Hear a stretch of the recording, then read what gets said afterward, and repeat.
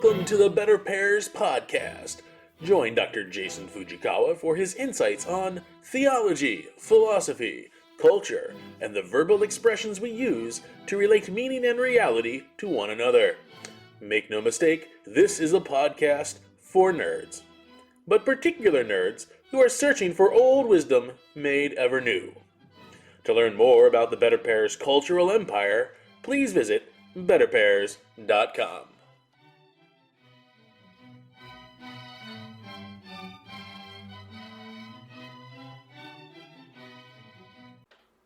Hello again, and welcome to the BetterPears podcast. In our inaugural episode, I'm Dr. Jason Fujikawa. This first episode is titled The Teacher. This sort of audio essay has long been my philosophy of education, philosophy of teaching. If you've ever been in professional education, this is one of those things that search committees throw out there for candidates for looking for a position. To kind of get to know each other, to kind of get to know what the candidate's view is of education. It's not one of those highly personal questions in one sense, like, what is your favorite apple? Which is largely designed to figure out if people have discovered what a Fuji apple is. But it's probably more appropriate to the idea of figuring out what this person's going to be like in the classroom, what they're prepared to offer, what they see as their role or their office as an educator. And so I'm glad to bring it to this project of BetterPears on the blog podcast side of things.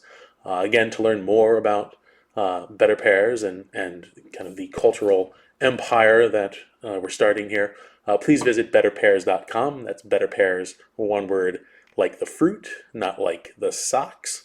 But if you do type in BetterPears like the socks, you will get to the same website. So excited you've taken a listen, and please enjoy our first episode, The Teacher. While the faculties of higher education in the United States have, for the last half-century, eschewed an understanding of their role in loco parentis, higher education, like all education, remains fundamentally a service of parents to their children. The truth of this foundation can be seen in the purpose or end of education itself, that is, to hand down the best truths, virtues, and insights which parents may offer personally, or else provide through the assistance of others. Furthermore, education as the human transmission of acquired knowledge and habits is inherently personal. The ancient Greek philosophers considered whether virtue could be taught. The difficulty with this inquiry is that it involves the transmission of a virtue from one person to another. However, the virtue is not known to the student recipient prior to its reception. The student is unaware of the quality of the virtue being taught, whether it is authentic gold or shiny pyrite. Eventually, the student can verify what he or she has learned from the teacher through experimentation and review, but at first, and furthermore on a continual basis, education requires the trust of the student in the goodwill of the teacher. Thus, divine providence has arranged, and human societies have, for the most part, cooperated in allowing parents to educate directly and otherwise provide for the education of their children. Parents are the primary educators of their children as an enduring response in service to the natural law and divine command to be fruitful and multiply. Their service begins with the mere physiological well-being of their children, the foundation of filial trust in the parents, and extends to the education and formation of their children, which may be beyond the gifts and abilities of even the parents themselves. To succeed as students, we must trust our parents, and the teachers, whom our parents in some sense have provided for us, similar to the way we must trust our bodily senses.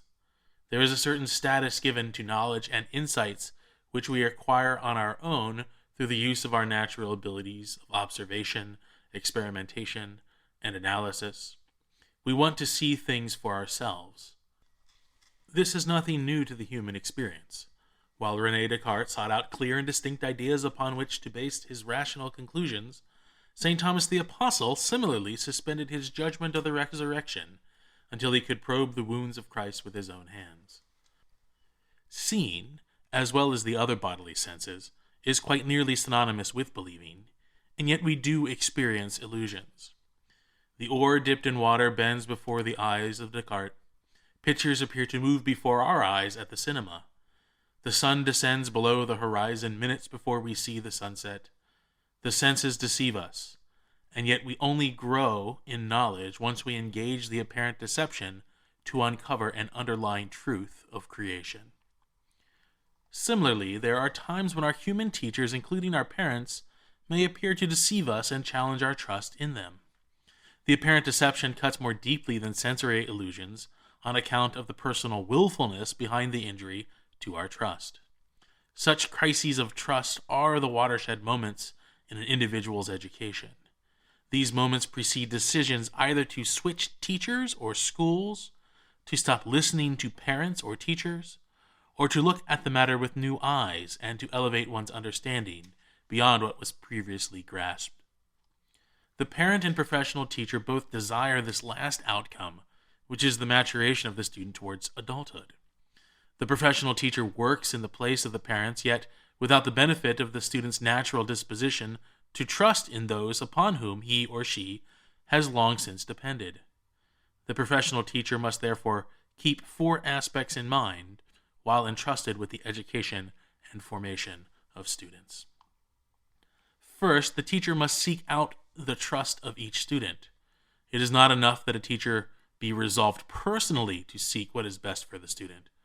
This resolution must be made known and indeed felt by each student.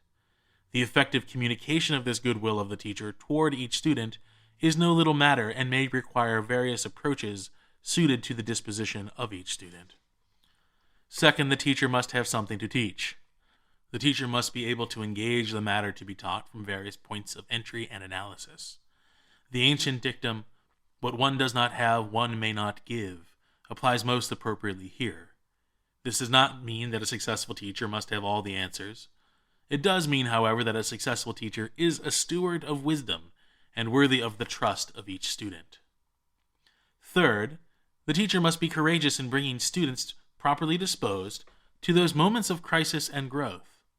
The education and formation of boys and girls into young men and women capable of bearing Christ into a fallen world is a daunting task and no place for either cowardice or temerity. The successful teacher forms the student toward this mean between extremes by having a solid plan of instruction towards clear goals and then modifying this plan to account for both external circumstances and the personal development of students along the way. Fourth, a teacher must be vigilant in recognizing the limits of his or her office in the education and formation of each student.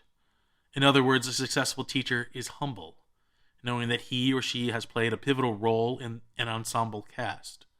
The teacher as teacher is neither the parent nor the teacher, Jesus Christ. The successful teacher nevertheless depends upon how well he or she teaches in partnership with parents and cleaves to the teacher, the exemplar of self-giving, sacrificial love. Education is a personal encounter for the educator and the educated. It is not performed in a factory of interchangeable parts. Rather, it is an adventure, a pilgrimage, a fellowship we make with unrepeatable people who share what is true, good, and beautiful in them, in the rest of creation, and the Creator.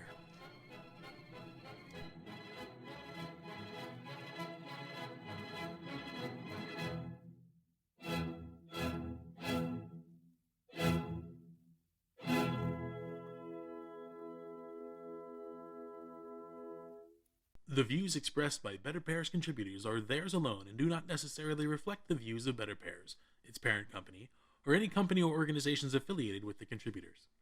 For more information to support BetterPears or to shop for BetterPears merchandise, please visit betterpears.com.